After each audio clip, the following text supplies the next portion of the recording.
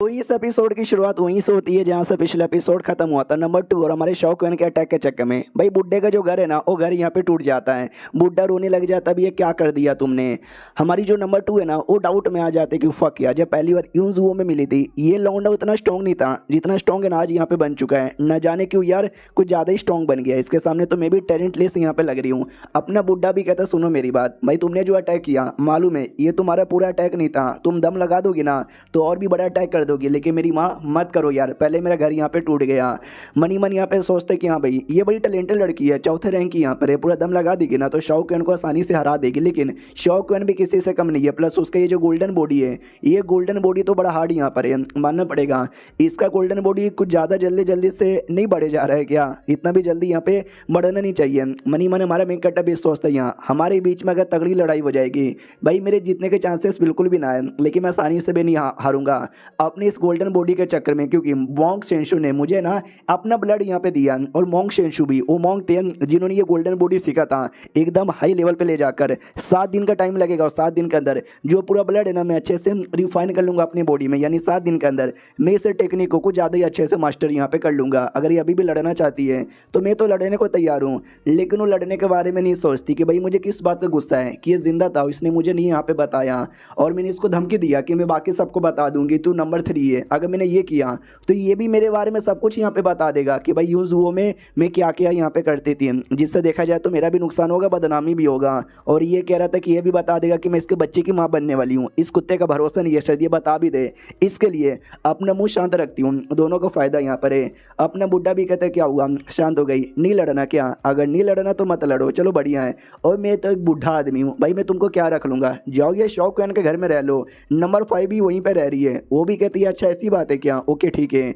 हमारा मेन कहता भी लाइक एक सेकंड भाई, मेरा घर यहाँ पर है, कोई अनाथ आश्रम नहीं है। पहले नंबर 5 आ गई, अब नंबर 2 भी यहाँ पे आ जाएगी।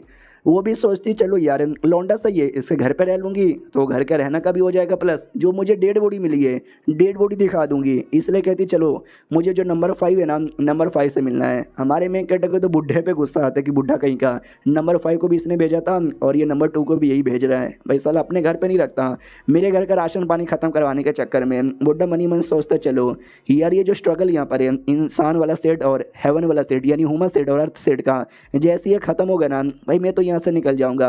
जा ही रहते हैं तभी हमारा मेन कैरेक्टर भी कहता मियाउजेन, नाम सुनो ना, वो भी कहते जनरल ली मियाउजेन, पूरा नाम यहाँ पे बोल। ये भी कहता है पूरा नाम जो सीनियर रहते वो रहते वो उन सबको बोला जाता है। अरे तू तो अपनी दोस्त यहाँ पर है, चलो यार तुम भी ना, मुझे तुमसे 2-4 सवाल पूछना है। वो भी कहती पूछना तो साले। हमारा मेन कैरेक्टर भी कहता साला अरे ये क्या बोले जा रही हो।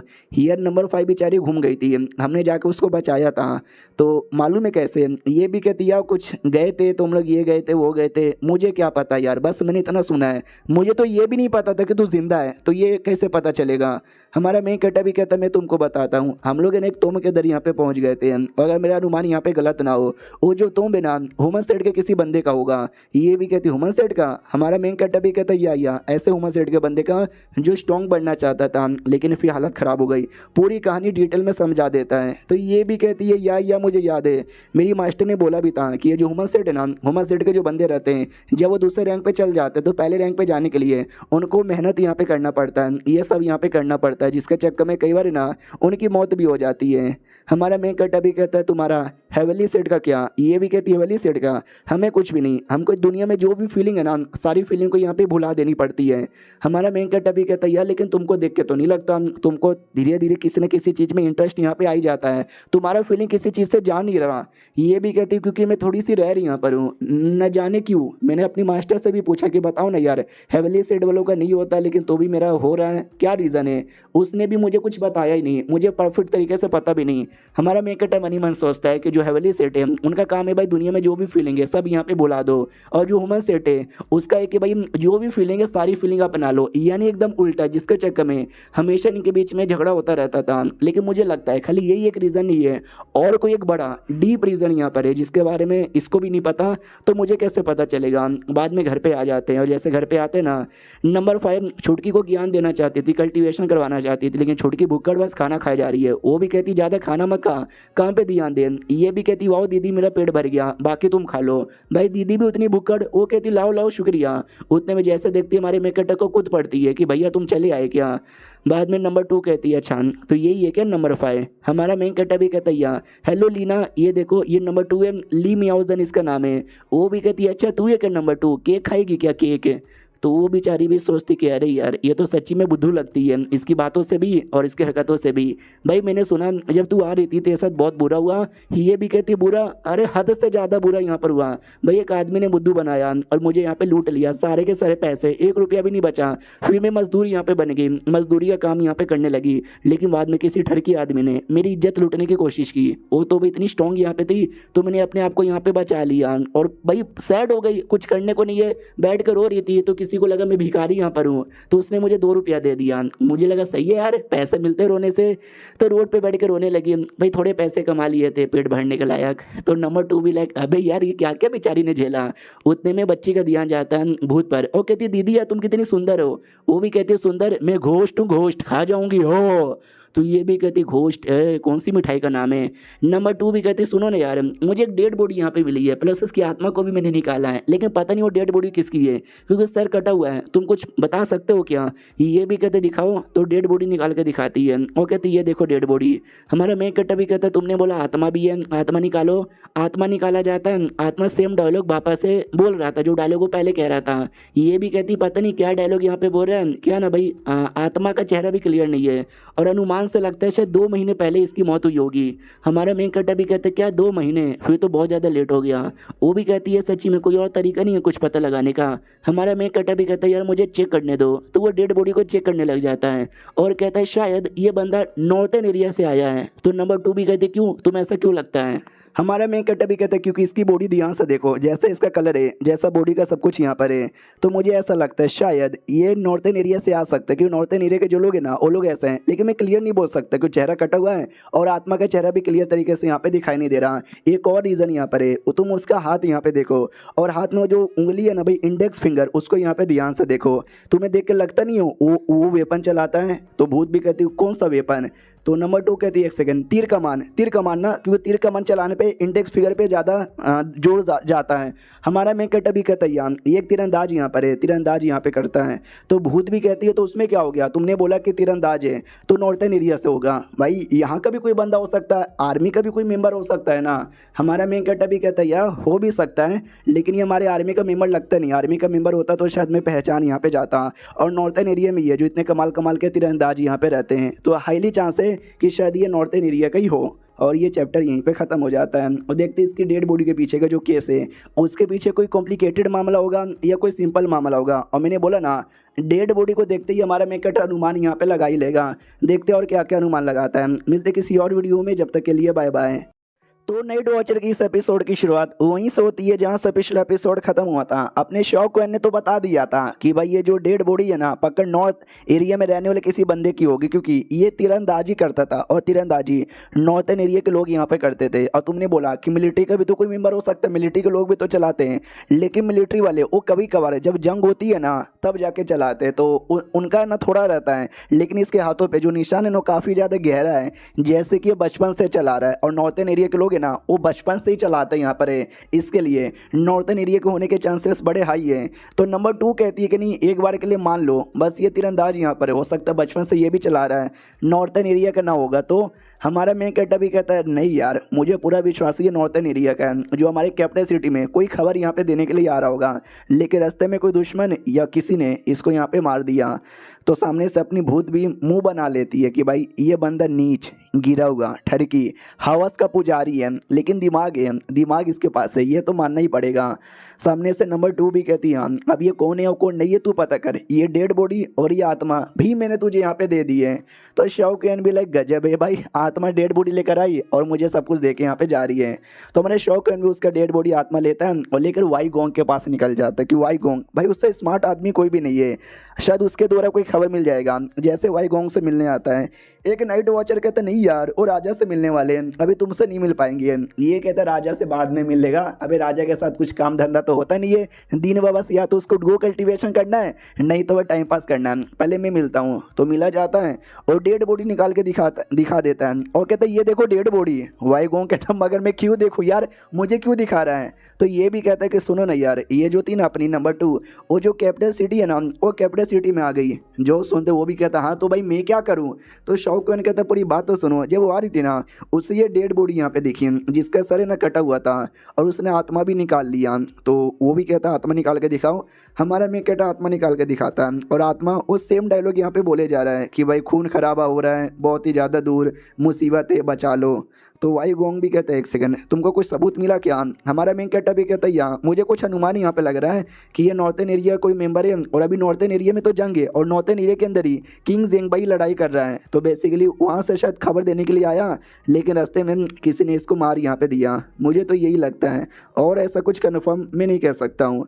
जो सुनते वो भी कहते कि अच्छा ऐसी बात है क्या, कि तो तुमको ऐसा लगता है कि नॉर्थन एरिया में जहाँ पे किंग जेंगबाई है कुछ गड़बड़ है। ये भी कहते यहाँ गड़बड़ यहाँ पे हो सकता है, हम कुछ कह नहीं सकते हम। हालांकि भाई हमको कोई खबर वबर यहाँ पे नहीं मिली है क्योंकि हमारे जासूस है ना वो दुनिया के कोने कोने में है, नॉर्थन एरिया में भी है, लेकिन नॉर्थन एरिया से अभी तक कोई खबर नहीं आई है। तो वाई गोंग भी कहते नहीं नॉर्थन एरिया से मैंने थोड़े से निकाल लिए, जो क्या बोलते हैं ईस्टर्न एरिया है ना वहाँ पे लगा दिया है। तो शाओ क्लैन के दिमाग में डाउट भी आता है ईस्टर्न एरिया वहाँ पे तो विच गॉड क्लैन रहती है, तो ये उनके पीछे पड़ हुआ है क्या, उनके पीछे क्या इतने बंदे लगा रहा है। हाँ तो मुझे बताओ आपका क्या विचार है। वो भी कहता है कि वेल मेरा क्या विचार है, अभी मुझे राजा के पास जाना है, राजा से मिलना है। एक काम करो ये जो डेड बॉडी है ना डेड बॉडी तुम भेज दो, क्योंकि वो जो मिनिस्टर जनरल यहाँ पर आया ना नॉर्थन एरिया से उसको लेकर कुछ मीटिंग करना है और ये डेड बॉडी भी नॉर्थन एरिया के बंदे की है। अगर राजा के सामने मैंने बात यहाँ पे रखी ना तो हमको पक्का कोई ना कोई सबूत यहाँ पे मिल ही जाएगा। और ये जो लड़की नंबर 2 यहाँ पर आई है उसको थोड़ा संभल के रहने को बोलो, डेंजर में भी बढ़ना आ सकती है। शौक कहता है वो डेंजर में आएगी मगर किसके डेंजर में। वाई गोंग कहता है डेंजर कुछ भी हो सकता है, कुछ बोले तो कुछ भी। फॉर एग्जांपल के लिए कोर्ट यानी भाई राजा या फिर राजा के कोई बंदा या कोई मिनिस्टर उनमें से भी कोई अटैक करवा सकता है, नहीं तो बाहर के उसके कोई दुश्मन यहाँ पर वो लोग भी अटैक करवा सकते हैं, बस संभल के रहने को बोलना। और ये जो डेड बॉडी है उसको लेके मेरे साथ महल में आ जाओ। महल में आते हैं, राजा भी कहता चलो सारे मिनिस्टर आ गए, वाई गोंग को छोड़ के मीटिंग यहाँ पे स्टार्ट की जाए। तो नॉर्थन एरिया से भाई जनरल आया है, उसने डिमांड यहाँ पे किया है ढेर सारे अनाज का। तो बोलो यार हम लोग दे या ना दे, 3 लाख चांदी के सिक्के और लगभग 2.5 लाख का अनाज यहाँ पे मांगा है। तो एक मिनिस्टर यहाँ पे था हाउस होल्ड मिनिस्टर, वो भी कहते वेल यार 3 लाख और प्लस 2.5 लाख का यानी टोटल 5.5 लाख का उन्होंने सामान यहाँ पे मांगा है, जो थोड़ा नहीं होता बहुत ही ज़्यादा यहाँ पर होता है। इतना हमारे पास है भी नहीं, अगर हमने इतना दे भी दिया तो बाकी हम लोग कैसे कम से चलाएंगे। तो राजा भी कहता है कि वेल जो बाकी लोग यहाँ पर हम लोगों से थोड़ा थोड़ा कलेक्ट यहाँ पे कर सकते हैं। तो मिनिस्टर भी कहता है यार बाकियों से कलेक्ट करना भी सही नहीं रहेगा क्योंकि बाकी लोग पहले से गरीब है, उनसे आप ले लोगे तो न जाने और कितना ज़्यादा उनके साथ बुरा हो जाए। उतने में खबर आती है वाई गोंग आ चुका है, तो वाई गोंग को बुलाया जाता है। फिर राजा अपने मीटिंग स्टार्ट करता है, कहता कोई और तरीका बताओ ना यार जिससे हम अच्छे से कर लें। जो सुनते ये जो मिनिस्टर था जिसने हमारे मेन कैरेक्टर को फंसाने की भी कोशिश यहाँ पे की थी, वो भी कहता मेरे पास एक है, मेरे पास एक है। तो राजा भी कहता बोलो क्या है। ये भी कहते हैं कि जो लोगों से लेने का है ना हम लोगों से यहाँ पे लेते हैं और लेने के बाद है ना हम उनको ही बोलेंगे कि भाई तुम ही है ना टेलीपोर्ट यहाँ पे कर दो तो सही रहेगा। इससे हमारा जो है ना खर्चा टेलीपोर्ट करने का मजदूरी का वो सब यहाँ पे बच जाएगा। और ऐसा नहीं कि हम एक आदमी से बहुत सारा मांगेंगे, एक एक आदमी से थोड़ा थोड़ा मांगेंगे, वो थोड़ा थोड़ा तो कर ही देगा ना। तो राजा भी कहता है ये सही आइडिया है, हमारा भेजने का खर्चा बच जाएगा। वो मिनिस्टर खुश हो जाता वाह जब मैंने शौक इनको फंसाया और जब मेरा पोपट यहाँ पर हुआ तो भाई डर लगने लगा मुझे कहीं राजा मेरी बैंड ना बजा दे। लेकिन ये आइडिया देख कर ना मैं कोई मुसीबत आने नहीं दूंगा। लेकिन दूसरा मिनिस्टर वो मना कर देता है और कहता है नहीं यार क्यों ऐसा किए जा रहे हो। राजा मैंने बोला ना एक तो गरीब मासूम लोग यहाँ पर है, 2 साल पहले से ना बारिश बड़ा कम हो रहा है, उनके पास खाने पीने का अनाज वैसे भी कम है। एक तो उनको ही बोलोगे कि भाई जाओ तुम ही टेलीपोर्ट कर दो, तो ये देखा जाए तो काफ़ी गलत होने वाला है।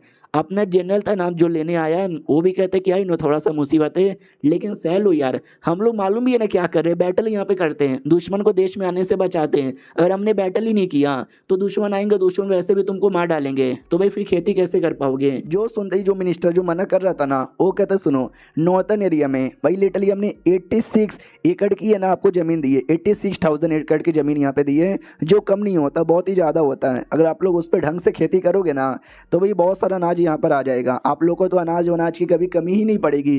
तू भी बेशरम जैसा मुंह उठा के यहाँ पे चले आए। मुझे ऐसा क्यों लगता है कि भाई आप गड़बड़ यहाँ पे कर रहे हो। जो सुनदेव जनरल भी कहता हो मिनिस्टर औकात में रह लो, तुम तो मिनिस्टर हो, चुपचाप देश में बैठे रहते हो। हम सब जो बैटल यहाँ पे करते हैं ना, हमको पता चलती है कि हमने कितनी मेहनत से यहाँ पे की है। किंग जेंग भाई जो इतना मेहनत से लड़े जा रहे, एक भी बैटल यहाँ पे हारे नहीं है तुम जैसे लोग की प्रोटेक्शन करने के लिए। और जब उन्होंने अपनी आर्मी के लिए खाना और थोड़ा सा पैसा क्या मांगा, तुम्हारी जल गई। राजा भी कहता या किंग जेन भाई अच्छा काम कर रहा है, बताओ यार कैसा है वो। जनरल कहते हो बहुत ही सही है, बस अभी यही सामान की कमी है, बस अब जल्दी दिला दो तो भाई हो जाएगा, प्लीज़ यार दिलवा दो। तो ये जो मिनिस्टर था ये भी कहता या अगर बॉर्डर को कुछ हो गया तो भाई दुश्मन आ जाएंगे तो देश बर्बाद हो जाएगा, थोड़ा सा नुकसान होगा, मासूम लोग को तकलीफ होगी, लेकिन हम मासूम लोग से थोड़ा सा अनाज यहाँ पे लेके दे देते हैं और क्या। तो राजा भी कहता है चलो यार जब इतना हो ही गया है तो बोलो तुम लोग का क्या फैसला है। तो ज़्यादातर लोग यस बोल देते हैं। जो अपना मिनिस्टर मना कर रहा था उसको भी था कुछ बोलने का मन, लेकिन मैं क्या बोलूँ, राजा ने भी फैसला ले लिया, बाकी लोग भी सपोर्ट कर रहे हैं। अगर मैंने बोला भी ना तो भी मेरी बातों को इग्नोर यहाँ पे कर दिया जाएगा। वाई गोंग से पूछा जाता है कि वाई गोंग तुम्हारा क्या विचार है। वाई गोंग भी कहता है या जो बॉर्डर की प्रोटेक्शन है ना वो ज़्यादा सही होती है, तो पहले उनको दे देना चाहिए, उनको अनाज यहाँ पे दे देना चाहिए। जनरल खुश हो जाते, चलो भाई वाई गोंग ने बोल दिया अब कोई नहीं बोल पाएगा। वो दूसरा बेचारा मिनिस्टर वो भी चौंक जाता है कि अरे यार वाई गोंग ने भी सपोर्ट कर दिया इस फैसले को, क्या हो गया वाई गोंग को। राजा भी कहता है चलो जब वाई गोंग ने बोल दिया तो यही मेरा फैसला रहेगा। तो अपना वाई गोंग कहता है लेकिन उससे पहले मुझे एक और सवाल पूछना है। जब है ना भाई नंबर 2 अपने देश में आ रही थी, उसको एक बंदे की डेड बॉडी यहाँ पे मिली है, और जो डेड बॉडी है ना यार उसका सर यहाँ पे कटा हुआ था, लेकिन यार मरने से पहले कह लो या आत्मा द्वारा कह लो, उसने एक शब्द यहाँ पे बोला था कि भाई नॉर्थन में बहुत ही बड़ी मुसीबत है। और ये चैप्टर यहीं पे ख़त्म हो जाता है, यानी नॉर्थन एरिया में कुछ ना कुछ तो हो रहा है। अब एग्जैक्टली क्या हो रहा है वो पता चलेगा अगले हफ्ते वाली वीडियो में। जब तक के लिए बाय बाय। तो नाइट वॉचर के इस एपिसोड की शुरुआत वहीं से होती है जहां से पिछला एपिसोड खत्म हुआ था। वाई गोंग की बातें सुन के मिनिस्टर और राजा चौंक जाते कि एक सेकंड, नॉर्थन एरिया में सच्ची में कुछ गड़बड़ चालू है क्या। तो जनरल भी कहता है या गड़बड़ चालू है ना, लड़ाई वड़ाई हो रही है जो शुरू से यहाँ पे होते हुए आ रही है बर्मेलियन लोगों के साथ। तो अपना वाई गोंग भी कहता है चल चल बेटे अब सीधा सीधा यहाँ पे बता दे, खाली लड़ाई नहीं हो रही बल्कि गजब लेवल का लड़ाई हो रहा है, इतना कि भाई खून खराबा हो रखा है। जो सुनते ही सामने से राजा भी कहता है क्या बात कर रहे हो सच्ची में, जनरल जल्दी से मुझे यहाँ पे सारी बातें बताओ। जनरल भी कहता है कि अरे यार ऐसी कोई बात नहीं है। राजा भी कहता है शट अप वाई गोंग तू बता। तो वाई गोंग आत्मा निकालता है, तो आत्मा सेम डायलॉग कहता है खून खराबा बहुत ही ज़्यादा बचा लो। तो वाई गोंग भी कहता है ये आत्मा नॉर्थन एरिया से जो अपने एरिया में आ रहा था खबर बताने के लिए, लेकिन रास्ते में बेचारे को टपका दिया गया। आपको विश्वास नहीं होता तो भाई पूछताछ करके कंफर्म करवा लो। राजा भी कहता है तैयारी करो। तो जो आत्मा लोग के स्पेशल जो रहते हैं ना सोल्जर्स, उनको बुलाने का ऑर्डर दिया जाता है। तो राजा भी कहता हो कि ठीक है आएगा वो चेक करेगा, जब तक कोई नहीं जाएगा सब लोग यहीं पे रहेंगे, जनरल तू भी यहीं पे रहेगा। तो जनरल भी वहीं पे था। एक मिनिस्टर हमारे वाई गोंग से कहता है सुनो यार ये सच है क्या। तो वो भी कहता और नहीं तो क्या मैं मजाक कर रहा हूँ। ये भी कहता ना तुम मजाक यहाँ पे नहीं कर सकते भाई, मानना पड़ेगा अगर नॉर्थन एरिया में मामला सच्ची में इतना ज़्यादा बुरा है तो मामला कुछ ज़्यादा ही कॉम्प्लिकेटेड हो जाएगा, न जाने कितने लोग यहाँ पे मर जाएंगे। तभी ये नाम वही नौकर आता है और कहता है सुनो भाई सारे के सारे बंदे लोग वापस से आ जाओ, राजा वापस से मीटिंग स्टार्ट करना चाहते हैं। सब लोग वापस आ जाते हैं। तो बताया जाता है कि सही बोला गया है ये बंदा सच्ची में नॉर्थन एरिया का है। तो वो जो कमीना मिनिस्टर यहाँ पे था जिसने हमारे मेकटे को फंसाया था उसको तो बस यही था कुछ भी हो जाए और मेरा नाम जो मेरा पुराना केस था भाई को फंसाने वाला उससे निकल जाए। अब सारे बंदे इस मामले के लिए बिजी हो जाएंगे तो मेरे को ना इस मामले से बचने का बड़ा आसान तरीका यहाँ पे मिल जाएगा। चलो सही है यार।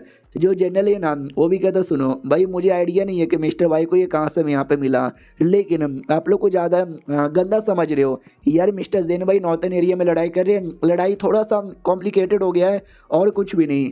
हमारा वाई गोंग कहता है ये थोड़ा सा कह रहा है लेकिन मुझे लगता है थोड़े से बहुत ही ज़्यादा हो चुका है। I don't know northern area कितना ज़्यादा हिला हुआ रहेगा। वो जो मिनिस्टर था कमीना वो तो जानबूझ के इसी मामले पे फोकस करवाना चाहता है ताकि सारे बंदे लोग का ध्यान इसी पे आ जाए। तो वो भी रिक्वेस्ट करते कि राजा जी आपको कुछ करना चाहिए। तो राजा भी कहता है यस मामला सीरियस लग रहा है, क्या करना चाहिए मुझे। तो मिनिस्टर आइडिया देता है कि पहले से हमारा प्लान यहाँ पे था ढेर सारा अनाज और पैसा भेजने का, अनाज और पैसा भेज देते हैं, साथ ही में अपने कुछ बंदे लोग को भी भेजते हैं जो मामले को चेक करके बताएं। तो अपना वाई गोंग कहता सही आइडिया है।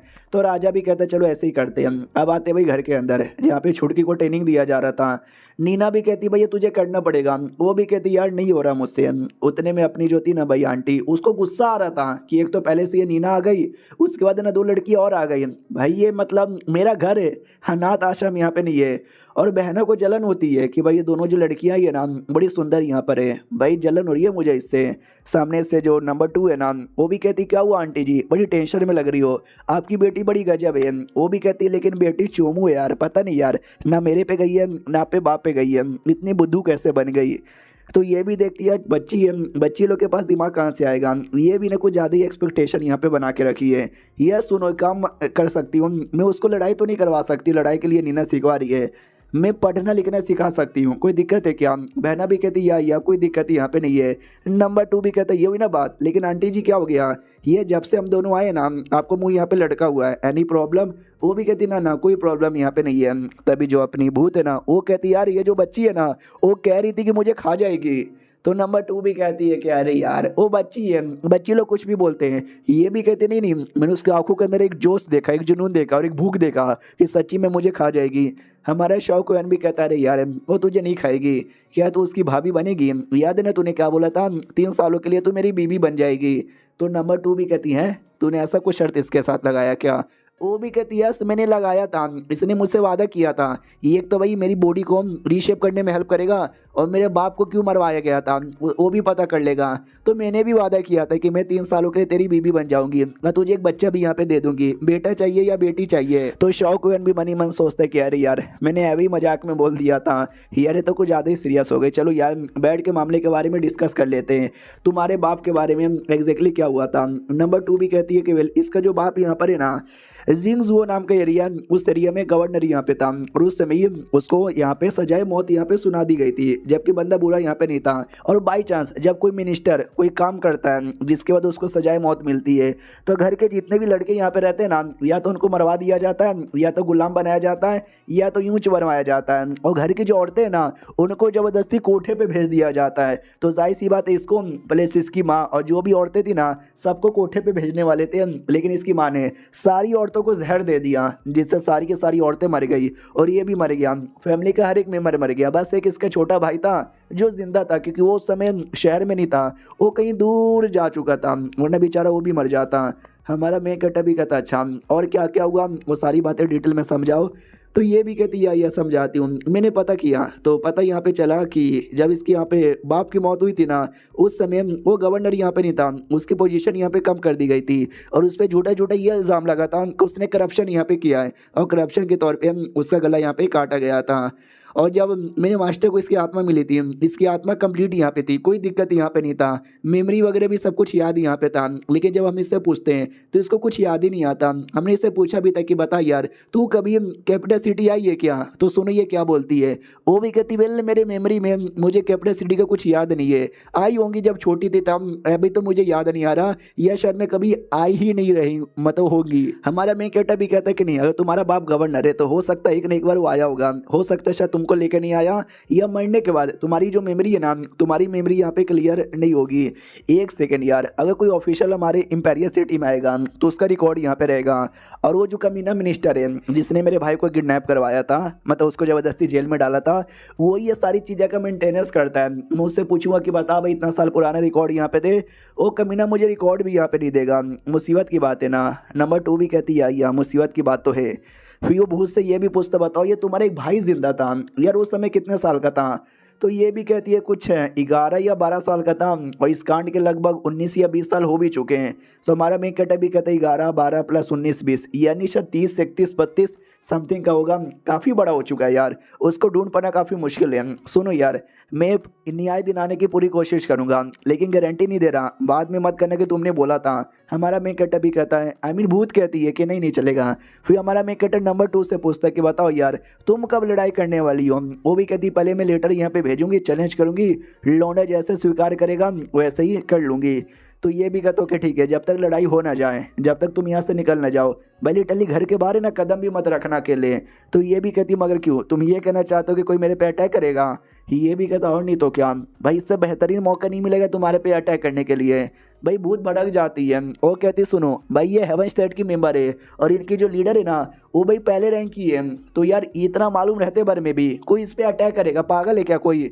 तो शाओ कैन भी कहता भाई तेरा बाप गवर्नर था, यानी तेरा बाप स्मार्ट होगा तभी तो गवर्नर बना, तेरे पास दिमाग यहाँ पे नहीं है। हेवन सेट हो, अर्थ सेट हो या ह्यूमन सेट हो, उसके कोई भी मेंबर यहाँ पे रहे, पहले रैंक के दूसरे रैंक के या सबसे कमजोर क्यों ना रहे, दुश्मन सबके होते हैं। और तुम्हारी इस नंबर 2 के भी ढेर सारे दुश्मन यहाँ पर है जो ऑफकोर्स इसको मरवाना चाहते होंगे, लेकिन कभी बेहतरीन मौका नहीं मिला है। लेकिन ये मौका सबसे बेहतरीन है, दुनिया भर से कोने कोने से लोग यहाँ पर आ रहे हैं मैच देखने के लिए। हो सकता है उन्हीं बंदों में से कोई एक दुश्मन हो जो कि चोरी चुपके से इसको मरवाने की कोशिश यहाँ पे करे। मैं बस कह रहा हूँ संभल के रहने का, बस तुमको चेतावनी दे रहा हूँ, सुनना है तो सुनो, ना तो मेरे बाप का क्या जाता है। और ये चैप्टर यहीं पे ख़त्म हो जाता है। बेचारे का तो बाप है भी नहीं, तो देखा जाए तो लॉजिकली क्या चाहता है उसके बाप का। मिलते किसी और वीडियो में, जब तक के लिए बाय बाय। तो नाइट वॉचर की इस एपिसोड की शुरुआत होती है सुबह सुबह, कुछ ज़्यादा ही सुबह, लगभग सुबह के 4 या 5 बजे, जब सूरज भी सही से उगा नहीं था। लेकिन हमारा भाई वो जग चुका था, क्योंकि आज उस कांड को, जब हमारे भाई को जेल में डाला गया था फ्रॉड के नाम पर, 2 महीने का टाइम हो चुका है और एक नया इंपीरियल एग्जामिनेशन आज होने वाला है। तो आज भाई मैं जाऊँगा और इंपीरियल एग्जामिनेशन पास हो जाऊँगा। तो माँ भी कहती कि अरे मेरे बेटे, हाँ मेरे को तो नींद आ रही है, शिट यार अभी तो बहुत ज़्यादा सुबह हुआ, तू आधा घंटा और सो जाना यार, हाँ जब तक के लिए मैं तेरे लिए खाना यहाँ पे तैयार कर देती हूँ। तो ये भी कहता है रहने दो माँ, नाश्ता वास्ता करने की ज़रूरत नहीं है, आज ये पेरियर एग्जामिनेशन है, मैं 1 मिनट भी लेट नहीं होना चाहता, सबसे पहले मैं ही पहुँचना चाहता हूँ। बाप भी कहता बेटे टेंशन मत ले, मैं भी तेरे साथ यहाँ पे आ रहा हूँ। आज का तेरा है ना 2 सबसे इंपॉर्टेंट दिन है, एक तो भाई पास हो जा अच्छे मार्क्स से, ताकि तेरा फ्यूचर यहाँ पे ब्राइट हो सके, सरकारी नौकरी यहाँ पे मिल सके, और सेकंड जो तेरे पे झूठे झूठे इल्ज़ाम लगे थे ना वो सबको खारिज यहाँ पे साबित कर सके। ये भी कहता बजान टेंशन ना लो। और नंबर 4 और नंबर 6 वो दोनों भी आए थे, तो उनको तो यही लगता है कि भाई अपना नंबर 3 है, तो चलो यार मिलना तो पड़ेगा, इंपॉर्टेंट दिन है। और बेचारा अपना भाई डाउट में था कि अरे यार ये दोनों साले फिर क्यों आ जाते हैं, किडनैपर तो नहीं ना है। हमारा शौकैन भी आता है और कहता है टेंशन अरे भाई मेरे दोस्त यहाँ पर है। वो लोग कहते हैं हेलो मिस्टर शौक कैसे हो, ये भी कहता सही है यार, तुम लोग इतना सुबह सुबह जग जाओगे लगा नहीं था। नंबर 2 और नंबर 4 एक दूसरे से आंखों से आंखें मिलाते हैं, क्योंकि भाई दुश्मन है ना, इनके बीच में बैटल जो होने वाला है। मॉन्ग भी लाइक ओके, तो एक है भाई नंबर 2 और दूसरी है नंबर 4। भाई ये जो नंबर 2 है ना, देखने से कहीं हेवनली सेड की सेंटेंस नहीं लगती, बल्कि एक कमाल की फीमेल डेविल लगती है, जो किसी आर्मी की जनरल होगी और दुश्मनों को मारती रहती होगी। और ये सच है, वो अपनी यूजू एरिया के अंदर आर्मी की जनरल यहाँ पर है भी। तो नंबर 4 भी देखता भाव, ये लड़की भी किसी से कम नहीं लगती, नाइस काफ़ी स्ट्रॉन्ग यहाँ पर है। बैटल में ना सब दूध का दूध और दही का दही हो जाएगा। नंबर 2 भी लाइक चलो यार, ये तो नंबर 4 है स्वॉर्डमैन, जिसके साथ मेरी लड़ाई होने वाली है। और जो टकला जॉनी सिंस, नहीं यार वो जॉनी सिंस नहीं है, वो तो मॉन्क के नंबर 6 है। शौकैन भी कहता चलो यार एम्पेरियर एग्जामिनेशन के लिए। तो रास्ते में जो अपना मॉन्क है ना, मॉन्क भी कहता वाह यार ये जो अपने शौकैन नहीं भाई उसका भाई नंबर 3 गजब नहीं लगता यार, और पहले रैंक का कैंडिडेट होना चाहिए। जो सुंदर नंबर 4 भी कहते कि नहीं वो सेकंड रैंक का कैंडिडेट यहाँ पर है, क्योंकि वो युल्लू अकेडमी का यहाँ पर है ना। युल्लू अकेडमी थोड़ी सी छोटी अकेडमी मानी जाती है, ये जो इंपीरियल अकेडमी है ना उसका ज़्यादा यहाँ पे चलता है, उसके पीछे का भी एक सीक्रेट है। तो ये भी कहता है उसके पीछे सीक्रेट, उसके पीछे क्या सीक्रेट है। ये भी कहती है जो अकेडमी का कांड है ना आज से नहीं लगभग कई सालों से यहाँ पे हो रहा है, अब उसके पीछे का राज मुझे यहाँ पे नहीं पता।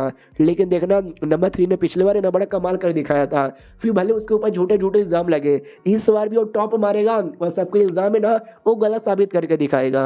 ये सारी बातें सुनकर भाई नंबर 2 को मनी मन हंसी आने लग जाता है कि बाप रे ये लोग ना शौकैन को नहीं बल्कि उसके भाई को नंबर 3 यहाँ पे समझते हैं। पहले यार मुझे जब झूठ मालूम चला तो मुझे भी गुस्सा आया था, जब इन दोनों को झूठ मालूम चलेगा भाई इनको तो ज़्यादा ही गुस्सा आना चाहिए, मुझे उस दिन का इंतजार रहेगा। और मनी मन बड़ी खुश यहाँ पे थी और स्माइल दे रही थी, तो ये दोनों भी डाउट में आ जाते क्या हुआ ये इतना स्माइल कहीं को यहाँ पे दे रही है। तो इंपीरियल एग्जामिनेशन के हॉल के बाहर आते हैं, हमारा भाई भी देखता हूँ कि ठीक है कुछ ही देर में एग्ज़ाम स्टार्ट हो जाएगा। अभी के लिए भाई देखो ये देश में राजा ही सब कुछ है, तो हर काम करने से पहले राजा की पूजा की जाती है, तो समझो राजे की पूजा हो रही है।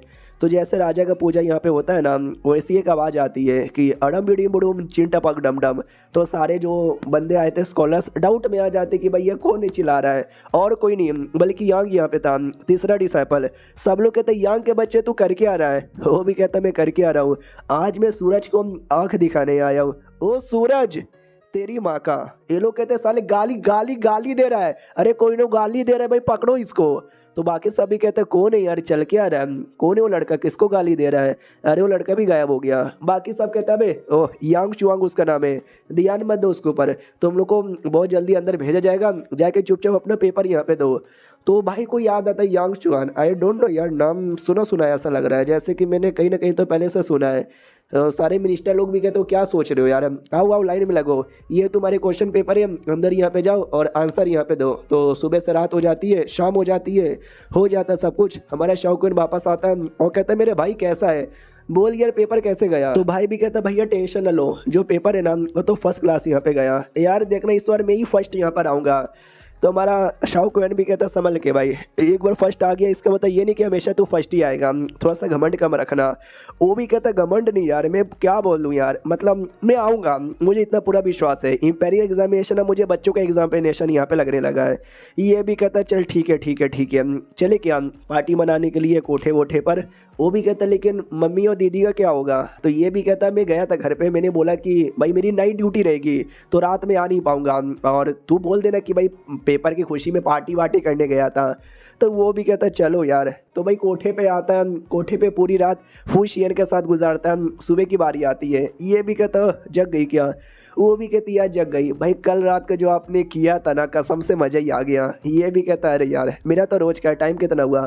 वो कहती लगभग 8 बज गया। ये भी कहता 8 बज गए, शिट यार मुझे ड्यूटी पे जाना है, ड्यूटी पे नहीं जाऊँगा ये वाई गोंग का बच्चा कह के ले लेगा, सैलरी काट लेते, बाद में कभी आता हूँ बाय, इतना बोल के निकल जाता है। जैसा अपने घोड़े के पास आता है तो यार वो मेरे भाई का सामान नहीं दिखाई दे रहा, लगता वो लौट यहाँ पे गया है। चलो कोई बात नहीं, शूट उससे मुझे याद आया भैया अपनी जोंग से लंबे समय से मिला नहीं हूँ, तो जोंग से मिलने आता है भाई सेट के अंदर। भाई बेसमेंट में बेचारी को बंद करके रखा है क्योंकि हमेशा उसका बैड लक लगा रहता है ना। तो वो भी कहती तुम चले आए, ये भी कहता यार चला आया चलो यहाँ से। वो भी कहती अच्छे से, लेकिन मेरे मास्टर से गलती से भी मिल मत लेना, उनका जो मूड है ना बड़ा ख़राब है। यार बेचारे ने हमारे तीसरे सीनियर को सज़ा भी दे दिया है। तो ये भी कहते हैं तीसरे सीनियर को सज़ा दे दिया मगर क्यों?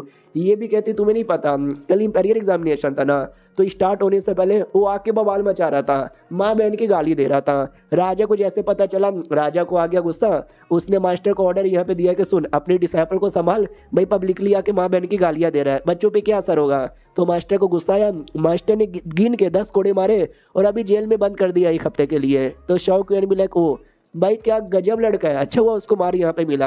यार मैं इमेजिन कर सकता हूँ रस्सी से उसको बांध के उसके पीठ पे 10 कोड़े, आए हाय काश ना अपने आंखों से देखने का मौका मिल जाता तो मजा ही आ जाता।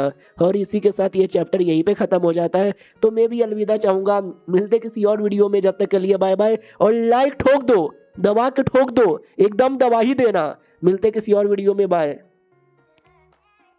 तो नाइट वॉचर की इस एपिसोड की शुरुआत वहीं से होती है जहाँ से पिछला एपिसोड खत्म हुआ था। जो हमारी नंबर 2 है ना वो पैलेस के पास आ जाती है। तो सारे सोल्जर भी कहते हैं भाई कौन है ये लड़की, कहाँ पे चली जा रही है, रुक जा यार। तो वो भी कहते मुझे रोक नहीं सकते और आज मुझे तो कोई भी यहाँ पे रोक नहीं सकता, मैं जाऊँगी अंदर। लिटरली अंदर घुस जाती है। तो सब लोग कहते हैं एक सेकेंड, ये लड़की यार, ये लड़की तो ओ शिट यार, ये लड़की पक्का है हेवन सेट की सेंटेंस यहाँ पर होगी। जो बैटल होने वाला ना उसी बैटल की ये मेन इंपॉर्टेंट मेंबर है। सामने से अपना नाम लेती है कि ली मियाओ मेरा नाम है, तुम लोग को तो पता ही होगा। और मैं आज चैलेंज करने आई हूँ होमस सेट के लड़के को। तो सामने से तुम लोग ही बताओ कौन सा जगह होगा, वरना मैं हूँ ना, मैं भी जगह का नाम बता सकती हूँ। तो भाई अपनी प्रिंसेस सुन लेती है कि वो शिट यार, ये तो लगता है बैटल के बारे में अनाउंसमेंट हो रहा है। हाँ तो अनाउंसमेंट होता है, बताया भी जाता है कि भाई आज से लगभग 3 दिन बाद एक कोई जगह यहाँ पर है, मुझे नाम याद नहीं आ रहा, उस जगह पे बैटल होगा, आ जाना। तो जैसे अपनी छोटी वाली प्रिंसेस सुनती है एक्साइटेड कि ओ माय गॉड यार, यानी 3 दिन बाद मज़ा आ जाएगा। जो वो बीवी थी भाई जेन भाई की, वो भी बड़ी एक्साइटेड हो जाती है। और ये जो आवाज़ समझो सिटी में हर एक मेंबर के पास यहाँ पे गई है। तो सब लोग डिस्कस करने लग जाते हैं कि भाई हमारी टीम में वो जो लड़का था ना, वही जो अपने नंबर 4 बड़ा कमाल का है और वही है भाई हुमा सेट का रिप्रेजेंटेटिव। तो सामने से वो लड़ाई करेगा तो भाई मजा आएगा बैटल देखने में। दूसरा कहता है ये जो लड़की है ली मियाओ जो अनाउंसमेंट करके गई है, भाई ये भी किसी से कम नहीं है। भाई हमने सुना बड़ी सुंदर बड़ी तेज, समझ रहे ना भाई, बड़ा तगड़ी सी लड़की है। वो भी कहता है यार तगड़ी सी है, यूजू एरिया में रहती थी, उस एरिया के अंदर है ना बड़ी कमांडर यहाँ पे थी, जो लुटेरे लोग थे ना उनको जहाँ से मारना इसका काम यहाँ पे था। बड़ा बवाल मचाया था, याद है ना यूजू लुटेरों के लिए कितना ज़्यादा फेमस है, कितने सारे लुटेरे वहाँ पे रहते हैं। तो एक बंदा कहता हाँ तो इसको लुटेरों के साथ फाइट करना चाहिए था ना, ये यहाँ पे बैटल करने के लिए क्यों आई। तो दूसरा लड़का कहता है क्योंकि उस एरिया में जितने भी लुटेरे थे ना सबको नामो निशान मिट गया, एक तो ये भी लड़े जा रही थी, बाकी लोग भी लगे हुए थे, और मेन अपने शाओक्वेन भाई वो गया था, वो किसी से कम नहीं है, उसने अकेले हजारों दुश्मनों के साथ फाइट किया भाई, बेचारे की तो जान भी चल गई थी, लेकिन भाई बाबा की कृपा से वो जिंदा यहाँ पर हो गए। और सुनो कोई भी शाओक्वेन को उल्टा सीधा नहीं बोलेगा वरना उसके पिछवाड़े में गोली मार दूंगा। अब आते भाई राजा की ओर, जहाँ पे राजा को भी टेंशन था कि जिस दिन इन दोनों का बैटल यहाँ पर हुआ, बैटल के बाद जो अपनी है ना भाई मास्टर यानी नेशनल टीचर वो भाई मुसीबत में आ जाएगी, क्योंकि रियलिटी में ये जो बैटल है ना ह्यूमन सेट और अर्थ सेट का जो लीडर है ना उनके बीच में होता है। हाँ जिसमें जो अपनी है ना भाई वो ह्यूमन सेट की लीडर है और वो सेकंड रैंक पर है, लेकिन जो क्या बोलते हैं हेवनली सेट का लीडर है ना वो पहले रैंक पर है। अगर मैंने इस सेट के लीडर को बोला जो कि पहले रैंक पर है कि रोक दे, भाई वो नहीं रोकेगा, बड़ा एटीट्यूड वाला है। तो इन दोनों का जो बैटल है ना हमको इन दोनों का बैटल ही डिले करना पड़ेगा। सुनो ना यार मेरी नेशनल टीचर बात सुनो ना, वो तो चुपचाप मेडिटेशन में यहाँ पे बैठी है, ना कुछ सुन रही है ना कुछ यहाँ पे बोल रही है। सामने से लीडर भी कहता सुनो यार ये जो बैटल यहाँ पर है ना कुछ भी करके हम पोस्टपोन कर सकते हैं।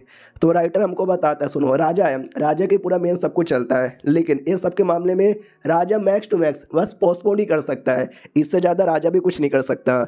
ये भी कहती तुमने सही बोला, या तो पोस्टपोन या तो ड्रॉ होना चाहिए। तो राजा भी कहता है कि वेल यार ड्रॉ तो होना मुश्किल है क्योंकि ली मियाओ तो नहीं मानेगी, पोस्टपोन ही एक रास्ता बचा है। नेशनल टीचर कहती है और कोई सिंपल रास्ता हो सकता है। मेरे दिमाग में एक आइडिया आया है, हमारे शाओक्वेन की ओर आते हैं जो कि भाई जोंग के साथ था और कहता हूँ कि ठीक है अब तुम आराम कर लो। वो भी कहती ठाइंग गोड़ यार वरना कब से तो काम यहाँ पे करवाए जा रहे थे। उतने में बिल्ली आ जाता है और कहता तुमने सुना उसने चैलेंज कर दिया। शाओक्वेन कहता मैंने, भाई पूरे सिटी ने सुन लिया है। तो बुड्ढा भी कहता चलो यार मुझे तुम्हारी हेल्प चाहिए। हमारा मेन कहता भी कहता देख ले बुड्ढे ना बिल्कुल ना। तो बुड्ढा भी कहता भाई ऐसा कहीं को रिएक्शन दे रहा है जैसे मैंने तेरे से तेरी इज्जत मांग ली। वो भी कहता ऐसे टाइम पे तू आके जब हेल्प मांगता है ना तो इज्जत मांगने की बराबर है। भाई डर लग जाता तुझसे, न जाने तुझे क्यों चाहिए, मतलब क्या हेल्प चाहिए। वो भी कहता कोई ज़्यादा बड़ा नहीं सिंपल सा हेल्प चाहिए। तो हमारा मेन कहता भी कहता चलो यार मुझे नहीं करना। वो भी कहता भाई सुन ले ये हेवन और अर्थ सेट के जो लड़ाई हो रहा है ना उसी लड़ाई से रिलेटेड यहाँ पे कुछ हेल्प चाहिए। हमारा मेन कहता भी कहता बोल यार तुझे क्या हेल्प चाहिए। जो सुनते बुड्ढा कहता चल पहले तू मुझे ये बता तुझे आइडिया है क्या कि ह्यूमन सेट और अर्थ सेट इनके बीच में लड़ाई क्यों होती है। जो सुनते शाओक्वेन कहता नहीं मुझे क्लियर आइडिया नहीं है। बिल्ला भी कहता सबसे पहला सिंपल रीज़न तुझे मालूम ही होगा कि दोनों का जो प्रैक्टिस करने का तरीका है, एक चाहता है कि भाई हमें सारा इमोशन फील करना चाहिए और दूसरा कहता है कि हमको सारा इमोशन फील नहीं करना चाहिए, सारी इमोशन को बुला देना चाहिए। इसके चक्कर में ही आज से लगभग 4000 साल पहले दोनों सेट के जो लीडर थे ना वो आपस में लड़ पड़े। हाँ लिटरली आपस में यहाँ पे लड़ पड़े, वो मैच ड्रॉ हो गया, दोनों में से कोई विनर यहाँ पे बना ही नहीं। तब से डिसाइड हो गया था कि आज से लगभग 60 साल बाद है ना भाई ऐसे ही लड़ाई होगा, दोनों सेट के लीडर आएंगे और लड़ेंगे हर 60 साल पे। और तब से लेकर अभी तक न जाने कितने सारे ऐसे बैटल हुआ था। अब तो ट्रेडिशन यहाँ पे बन गया है, पहले हमेशा लीडर ही आते थे, लीडर ही लड़ते थे, लेकिन बाद में लीडर लोग बिजी होने लगे तो उन्होंने अपने अपनी ओर से डिसाइपल भेजने लगा कि दोनों डिसाइपल में से जो जीतेगा ना वो विनर माना जाएगा। उसके बाद फिर लीडर लोग को जब टाइम मिलेगा ना वो लोग आके भी लड़ेंगे। अभी हेवनली सेट के लीडर बिजी है इसके लिए वो नहीं आ सकता, तो ये दोनों लड़ेंगे और बाद में जब हेवनली सेट के लीडर का काम पूरा हो जाएगा ना वो आके नेशनल टीचर के साथ यहाँ पे लड़ेगा। हमारा मेन कहता भी कहता या कुछ ऐसा ही मैंने सुना भी था अपनी नंबर 2 के मुँह के द्वारा। तो बुढ़ा भी कहता है ओ तूने यहाँ पे सीखा भी था तो तुमने मुझसे पूछा काहे को नहीं इसके बारे में। ये भी कहता है कि वेल अब पूछ रहा हूँ अब बता दे, नहीं बताएगा। बिल्ला भी कहता नहीं यार अभी तो मुझे हेल्प यहाँ पे चाहिए तो अभी मैं तुझे बता सकता हूँ 2-4 बातें इससे जुड़ी हुई जो सुन के तुझे भी बड़ा अजीब लगेगा। तो शाओक्वेन भी कहता बता ना भाई क्या अजीब बातें। तो बिल्ला भी कहते कि आज से लगभग 2000 साल पहले एक था भाई अपना लीडर हेवनली सेट का जो लिटरली नहीं आ पाया और बेचारा डिले हो गया, तो अचानक से भाई वो क्या बोलते गायब भी हो गया बंदा। उसके बाद ना से लगभग 600 साल पहले भी एक था जो कहीं और चला गया था, जब बेचारा वापस लौट कर आया तो उसको चोट लगी थी और वो भी बैटल नहीं कर पाया और बाद में वो भी अचानक से गायब भी हो गया। और जब कोई ह्यूमन सेट की ओर से कोई जीतता है ना तो जितना जल्दी हो सके वो उतना जल्दी सेकंड रैंक पे जाने की कोशिश करता है। ये 2 अजीब सी बातें जो मैंने नोटिस की।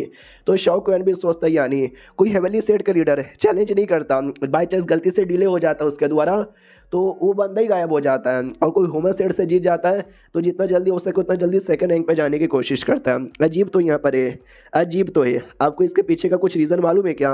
और एक सेकंड मुझे बताओगे आप एग्जैक्टली मुझसे चाहते क्या हो और क्यों?